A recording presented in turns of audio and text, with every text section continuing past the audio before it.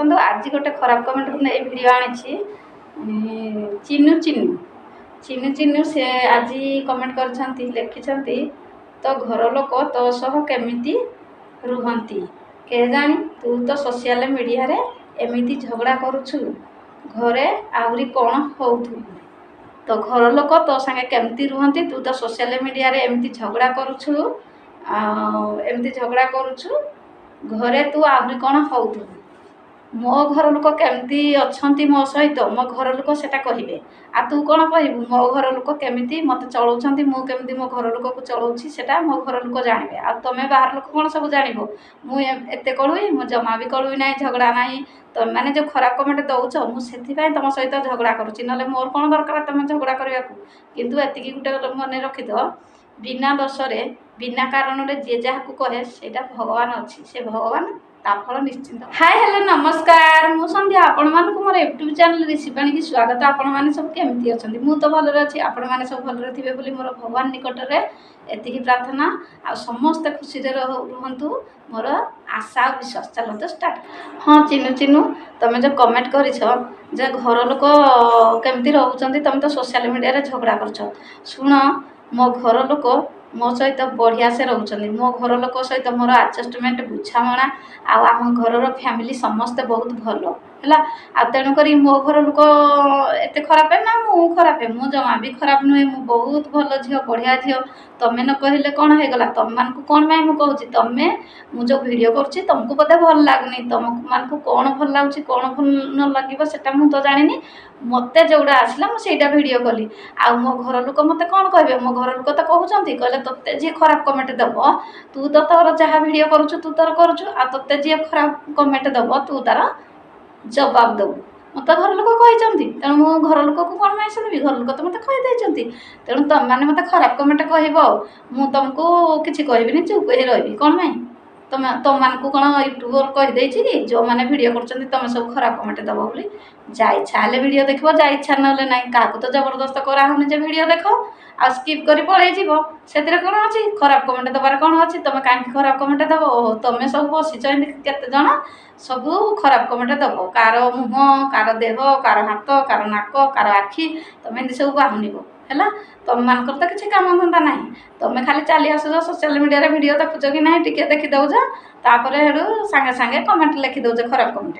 କାହିଁ ତ ଯେଉଁ ୟୁଟ୍ୟୁବର ଭାଇ ଭଉଣୀମାନେ ଭଲ କମେଣ୍ଟ ଦେଉଛନ୍ତି, ମୁଁ ତ କାହିଁ ଝଗଡ଼ା କରୁନି ତାଙ୍କ ସହିତ, ତାଙ୍କମାନଙ୍କୁ ସମ୍ମାନ ଦେଉଛି। ତାଙ୍କମାନଙ୍କ ସହିତ ଯେତେ ସବୁ ଭଲ କମେଣ୍ଟ ଦେଉଛନ୍ତି ମୁଁ ସାଙ୍ଗେ ସାଙ୍ଗେ ରିପ୍ଲାଏ ଦେଇଦେଉଛି, ବଢ଼ିଆ ରିପ୍ଲାଏ ଦେଉଛି। ସେମାନେ ବି ବଢ଼ିଆ ମୋତେ ଯେଉଁ କମେଣ୍ଟ କରୁଛନ୍ତି, କାରଣ ମୁଁ ତାଙ୍କମାନଙ୍କୁ ଝଗଡ଼ା କରୁନି।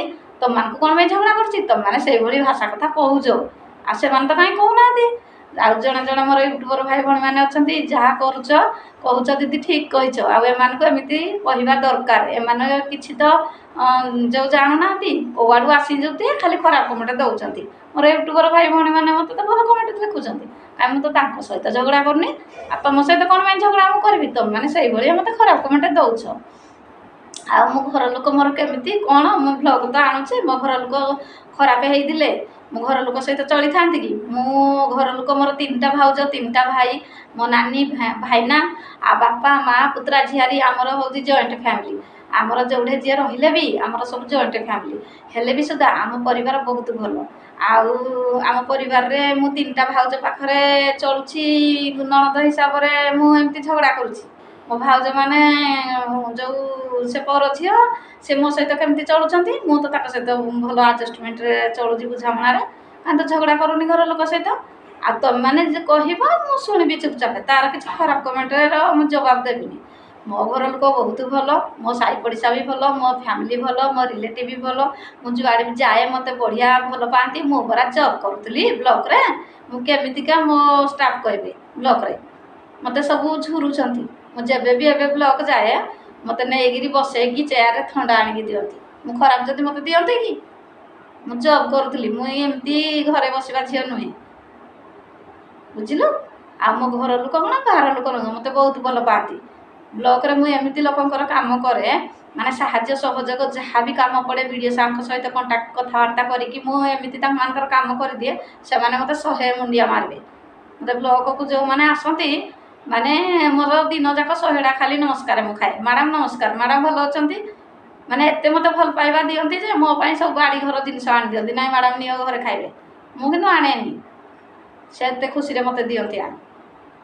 ଆଉ ମୁଁ ଭଲ କି ଖରାପ ମୋ ଷ୍ଟାଫ୍ କହିବେ, ମୋ ଫ୍ୟାମିଲି କହିବେ, ମୋ ରିଲେଟିଭ୍ କହିବେ, ମୋ ସାହି ପଡ଼ିଶା କହିବେ ମୁଁ କେଉଁ ଭଳିଆ ଝିଅ।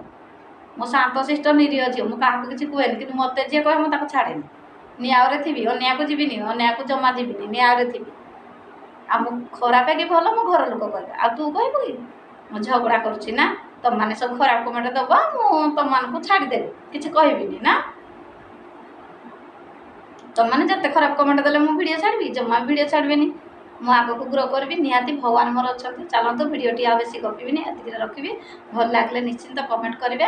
ଆଉ ଚାଲନ୍ତୁ ଆଉ ଗୋଟିଏ ଭିଡ଼ିଓ ନେଇ ପୁଣି ଆପଣମାନଙ୍କ ସାମ୍ନାକୁ ଆସିବି। ରହୁଛି।